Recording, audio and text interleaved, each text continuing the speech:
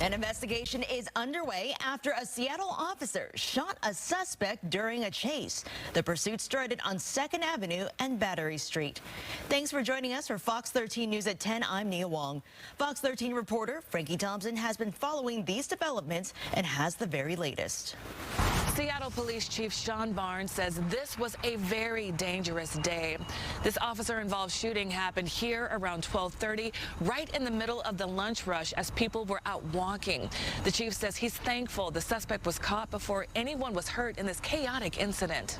Police, crime tape, patrol cars flooding Seattle's Belltown neighborhood to investigate a shooting involving an officer. Just before the streets were blocked off, it was a typical afternoon for those who live and work near 2nd and Battery. So I heard a pop, and then I looked out the window. He was face down, and then within about 30 seconds, there was a cop car that had come, and then several others came, and they tended to him right away. The chief says his officers saw a man allegedly dealing drugs. When they approached the suspect, Barnes says the man took off running. Officers chased him, and during that foot pursuit, Barnes says the suspect pulled out a handgun. Barnes says the officers took cover, and the suspect kept running. Police ran after him once again, and when they got close to the man, he pulled out the gun and pointed it at officers. One of the two officers discharged their weapon multiple times, at which time the suspect dropped his weapon and surrendered to the officer.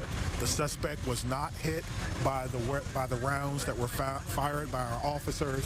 Barnes says the suspect did not shoot his gun, and officers retrieved it during his arrest. A startling sight neighbors say is becoming too common on their streets. No, it's not surprising at all, because you see people doing drugs on the street in plain sight.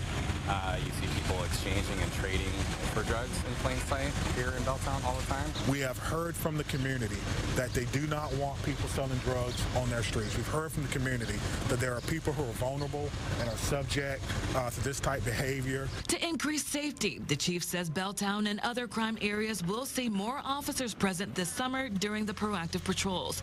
He says it's an effort to reduce violence in those hotspots like what happened here. It's a very dangerous day.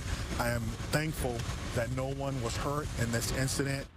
The suspect was taken to the hospital with chest pains, and once he's released, he will be booked into King County Jail. As for the officer who fired their gun, they are now placed on administrative leave per protocol. The Force Investigation Team is now reviewing the case. Reporting in Seattle, Frankie Thompson, Fox 13 News.